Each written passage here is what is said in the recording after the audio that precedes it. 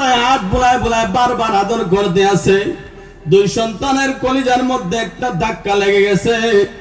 এবার ডাক দিয়া বললেন, বাবাজান কি জন্য এমন আদর করতে আছেন?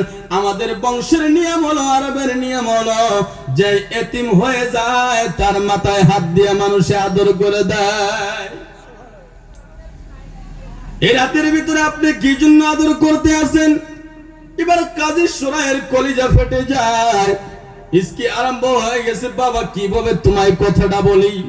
চোখের পানি ছেড়ে দিয়ে ডাক দেয়, বাবা তোমার বাবা মুসলিমকে এজিদের বেঈমানেরা শহীদ করে দিয়েছে। এই কথা বলতে দেরি হয়েছে। বাবারা মারা দুই সন্তান বাবার টেনশনে বারবার জমিনের মধ্যে বেহুশ হয়ে যায়, বারবার বেহুশ হয়ে যায়। এবার কাজী সুরাই বারবার তাদেরকে বুঝাইতে বুঝাইতে অনেক সময় চলে গেল। তসল্লি দিলেন, বাবার দেওয়ালের সঙ্গে ওয়ালের সঙ্গে মানুষ দুশ্মন কান লাগায় শোনে, দেওয়ালেরও কান আছে, দুশ্মনেরা কান লাগায় দাঁড়ায় আছে। কোথায় পাওয়া যায়? মুসলিম বিন আকিলের দুই সন্তান, তিনার কাজী সুরাইয়ের একজন ছেলে ছিল।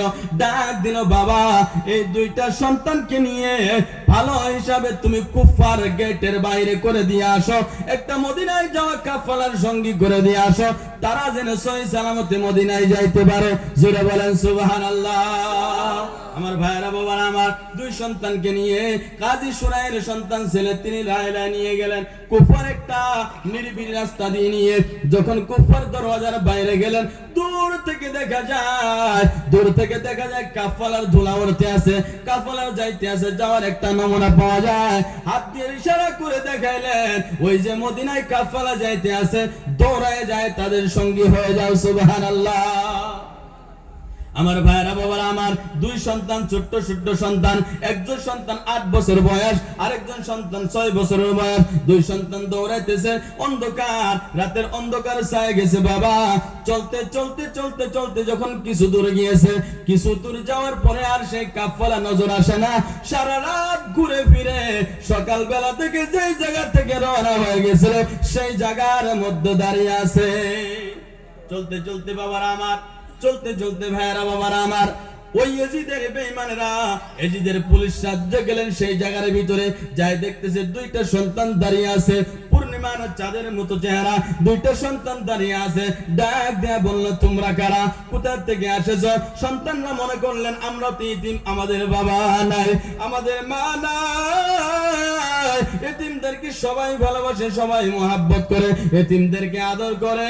এই জন্য জিজ্ঞাসা করার সঙ্গে সঙ্গে বইলা দিল, আমরা মুসলিম বিন আকিলের দুইটা সন্তান, মুহাম্মদ ও ইব্রাহিম। এই কথা বলার সঙ্গে সঙ্গে এজিদি বেঈমানেরা ডাক দিয়া বলল, তোমাদের জন্য কয়েকদিন থেকে আমাদের খানা হারাম হয়ে গেছে, ঘুমানো হারাম হয়ে গেছে, দুই সন্তানকে বাদলেন নিয়ে যাবে। দুই সন্তান চোখের পানি ছেড়ে দিয়ে ডাক দেয়, আমাদের বাবা নাই, আমাদের মা নাই, আমাদেরকে কষ্ট দিও না। সারা রাত চলতে চলতে তো আমরা থেকে গেছি, আমরা আর চলতে পারি না, আমাদের আর কষ্ট দিও না। যখন এই কথা বারবার বলতে আছে, ওই এজিদি বেঈমানেরা দুই সন্তানকে আদর করা বাদ দিয়া এমন জোরে সন্তানের গালে একটা থাপ্পড় দিয়েছে, সন্তানের গালটা লাল হয়ে গেছে। দুই সন্তান চোখের পানি ছেড়ে দিয়ে কাঁদে, মায়েরও নাই, আমার বাবা নাই, মা নাই। এবার দুই সন্তানকে নিয়ে জেলের মধ্যে রেখে দেওয়া হলো, জেলের মধ্যে রেখে দিল। জেলের মধ্যে রাখার পরে যখন পরের দিন জেলের মধ্যে রাখার পরে রাত 12টার মতান্তরে পুর রজনীতে জেল দারোগা সেই ছিল আশিকে রাসূল, আহলে বাইতে রাসূল আসে। এই দুই সন্তানকে রাত ভরে সেই নিজের জানের উপরে বাজি লাগাইয়া এজিদের ভয় না করে দুই সন্তানকে নিয়ে আবার চলে গেলেন মদিনার আপনার কুফার গেটের বাইরে নিয়ে পৌঁছায় দিলেন। একটা হাতের আংটি দিলেন, সেই আংটি দিয়ে বললেন, এই আংটিটা নিয়ে কদসিয়ার দিকে চলে যাইবা, আমার ভাই আছে, আমার ভাইকে দেখাইবা। সেই আংটি দেখাইলে কাদসিয়াত দেখাইলে সেই আংটি নিয়ে তোমাদেরকে চিনে নিবে আর তোমাদেরকে সহি সালামতে তোমার নানার দরবার মদিনার মধ্যে পৌঁছায় দিবেন। বলেন সুবহানাল্লাহ। আরে বাবা আমার, ওই কালকের মতো একই অবস্থা। সারা রাত দুই সন্তান চলতে আছে, সারা রাত চলতে আছে, সারা রাত চলতে আছে। হাওয়া যদি একটু জোরে যায়, জোরে একটু হাওয়া গেলে কলিজাটার মধ্যে কাঁপকাঁপুনি উঠে যায়। জানোয়ার যখন হামলা দেয় সেই কলিজার মধ্যে কাঁপকাঁপুনি শুরু হয়ে যায়। যদি একটা গাছের পাতা ছিঁড়ে পড়ে, ভয়ে তারা ডরে, দুই ভাই এক ভাই আরেক ভাই গাঞ্জায় ধরে। এইভাবে যখন রাত পোষা গেল, সারা রাত যখন চলে গেল, সকালবেলা ঘুরে ওইটা দেখে আবার সেই জায়গার মধ্যে হাইরে তকদীর। সারা রাত চলে, সারা রাত চলে, চলতে চলতে সকালবেলা ঘুরে দেখে আগের জায়গায়।